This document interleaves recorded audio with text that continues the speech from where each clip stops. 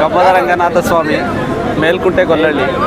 ನಾವು ದೇವರ ಗಂಗಸ್ಥಾನಕ್ಕೆ ಮರಡಿಗುಡ್ಡಕ್ಕೆ ತಗೊಂಡೋಗಿ ಈಗ ಮರಡಿ ನಮ್ಮ ಊರಿಗೆ ಊರಿಗೆ ತಗೊಂಡು ಹೋಗ್ತಾ ಇದ್ದೀವಿ. ಈಗ ನಮ್ಮ ಸರ್ವ ಅಣ್ತಮ್ಮಂದಿರು ನೆಂಟರು ಇನ್ನು ಮುಂತಾದವರು ಎಲ್ಲ ನಮ್ಮ ಈ ಸ್ವಾಮಿ ಕೃಪೆಗೆ ಎಲ್ಲರೂ ಸೇರಿ ಭಾಗಿಯಾಗಿ ತಗೊಂಡು ಹೋಗಿ ನಾವು ಗಂಗಸ್ನಾನ ಮಾಡಿಕೊಂಡು ಈಗ ನಮ್ಮ ಊರಿನತ್ತ ಪಯಣ ಬೆಳೆಸ್ತಾ ಇದ್ದೀವಿ.